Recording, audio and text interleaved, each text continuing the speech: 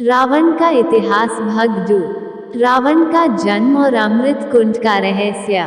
ये कथा तब से शुरू होती है जब पृथ्वी पर माल्यवान, माही और सुमाली नामक 3 राक्षस हुए थे। तीनों ने ब्रह्मा जी की तपस्या की और बलशाली होने के वरदान प्राप्त किए।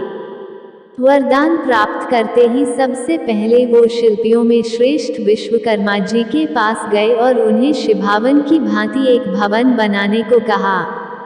उन्होंने उन राक्षसों को बताया कि त्रिकुट पर्वत एक सोने की लंका है, जो उन्होंने इंद्रा के कहने पर बनाई थी।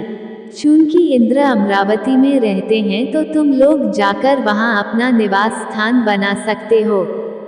इतना सुनते ही तीनों भाई खुशी खुशी वहां चले गए। फिर उन तीनों का विवाह हो गया। माल्यवान का विवाह सौंदर्यवती नामक स्त्री से हुआ। वसुधा का विवाह माली के साथ हुआ। वहीं सुमाली का विवाह केतुमती के साथ हुआ। इसके बाद उनका उत्पात बढ़ने लगा। वे सभी देवों, ऋषि मुनियों और साधु संतों को सताने लगे। ब्रह्मा जी के वरदान के कारण कोई उनको हरा भी नहीं पा रहा था। तब इंद्रा देवताओं सहित भगवान शंकर के पास गए। इतना सुनते ही तीनों भाई खुशी खुशी वहां चले गए। फिर उन तीनों का विवाह हो गया। माल्यवान का विवाह सौंदर्यवती नामक स्त्री से हुआ, परंतु शंकर भगवान ने उन्हें यह बताया कि वे राक्षस उनके द्वारा नहीं मारे जा सकते, इसलिए बेहतर ये होगा कि वे भगवान विष्णु जी के पास जाएं। ये सुनकर सभी देवता शंकर भगवान की जय जयकार करते हुए भगवान विष्णु के पास चल दिए। जब सभी देवताओं ने भगवान विष्णु से उन्हें बचाने की विनती की तो भगवान श्री हरि ने उन्हें इस समस्या का निवारण करने का आश्वासन दिया और भयमुक्त होकर जाने को कहा। इसके बाद भगवान विष्णु और तीनों दैत्यों के बीच बहुत भयंकर लड़ाई हुई, जिसमें माली मारा गया। जब दैत्य इस लड़ाई में कमजोर पड़ने लगे तो वे डर के मारे लंका छोड़ पाताल लोक में चले गए। इस प्रकार लंका खाली हो गई और उन दैत्यों का आतंक शांत हो गया। वही लंका फिर पिता विश्रवा के कहने पर कुबेर ने फिर से बसाई।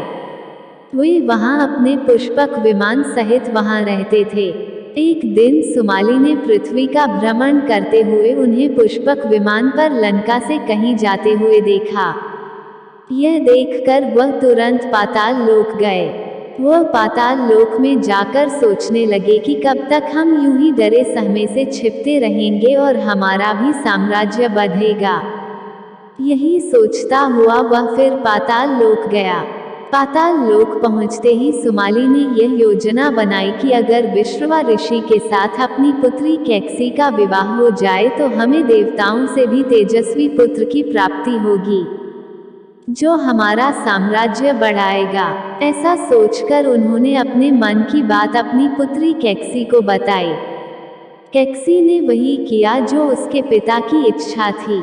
जब वह अपने पिता की यह इच्छा लेकर विश्रवा मुनि के पास गई, उन्हें सब कुछ बताया तो विश्रवा मुनि ने उन्हें बताया कि वो गलत समय पर आई हैं। इस कारण उनके पुत्र राक्षसी प्रवृत्ति के होंगे। यह सुन कैकसी ने विश्रवा मुनि से कहा, आप जैसे ब्रह्मवादी से मैं ऐसे दुराचारी पुत्र नहीं चाहती, अतः मुझ पर कृपा करें। यह सुनकर विश्रवा मुनि ने कहा कि तुम्हारा सबसे छोटा पुत्र मेरे वंशानुरूप धर्मात्मा होगा। फिर विश्रवा मुनि और कैकसी के 3 पुत्र रावण, कुंभकर्ण और विभीषण हुए और एक पुत्री सुपंखा हुई। रावण के 10 सिर होने के कारण उसका नाम दशग्रीव रखा गया। चारों भाई बहन वन में रहते हुए बड़े होने लगे। विभीषण सारा दिन भक्ति में लीन रहते और कुंभकर्ण जहां मन करे घूमा करता था। वो धर्मात्माओं और महर्षियों को पकड़कर खा जाया करता था। उसका पेट कभी नहीं भरता था। एक दिन कुबेर पुष्पक विमान में अपने पिता विश्रवा मुनि से मिलने आए। उन्हें देखकर रावण की मां कैकसी ने रावण से कहा, देखो दशग्रीव, तुम में और तुम्हारे भाई में कितना अंतर है। उसका तेज कितना प्रज्वलित है। तुम भी कुछ हिस करो कि उसके समान हो जाओ। अपनी माता की ये इच्छा जानकर रावण ने यह प्रतिज्ञा ली कि वो भी अपने भाई के बराबर पराक्रमी या उससे भी बढ़कर होगा। ये सोचकर दशग्रीव अपने भाइयों सहित कठोर तप करने के लिए गोकर्ण नामक आश्रम में गया। उसने यह ठान रखा था कि वह तप करके ब्रह्मा जी को प्रसन्न कर उनसे वर प्राप्त करेगा।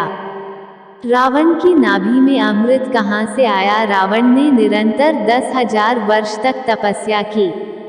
1,000 वर्ष पूरा होने पर वह अपना एक सिर होम में अर्पित कर देता था। इस तरह 9,000 वर्षों तक वह अपने 9 सिर होम में अर्पित आकर चुका था। जब 10,000 वर्ष पूरे होने को आए तो रावण 10वां सिर काटने को चला। तभी ब्रह्मा जी प्रकट हुए और रावण से कहा, हे धर्मज्ञा, तुझे जो वर मांगना है शीघ्र मांग। हम तेरे लिए क्या करें जिससे तेरा परिश्रम व्यर्थ न जाए। पहले रावण ने अमरता का वरदान मांगा, लेकिन ब्रह्मा जी ने कहा कि ऐसा संभव नहीं है। तब रावण ने ये वर मांगा कि मनुष्य जाति छोड़ और कोई भी उसका वध न कर सके। फिर ब्रह्मा जी ने वर के साथ उसके कटे हुए 9 सिर भी उसको वापस कर दिए।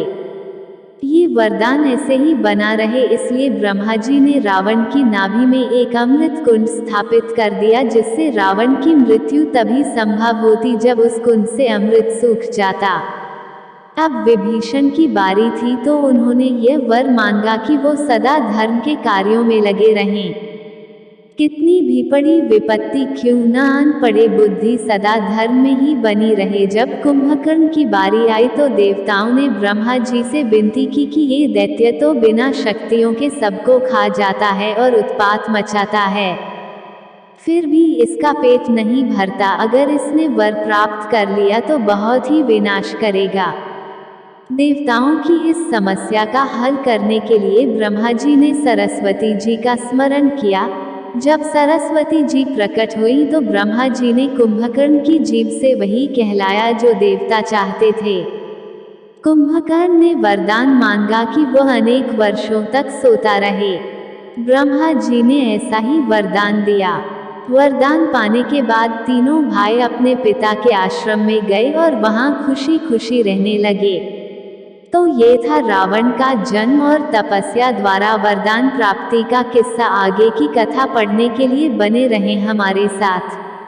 तब तक पढ़े रावण के पूर्व जन्मों की और राक्षस योनि में जन्म लेने की कहानी। आगे पढ़िए जो आपने शायद अब तक न पढ़ा हो। रावण को मिले श्रापों और उसकी युद्ध में हुई हारों के बाद उसके अंत की कथा। क्यों नहीं लगाया था रावण ने सीता को हाथ? अयोध्या के राजाओं से पहले भी युद्ध लड़ चुका था रावण।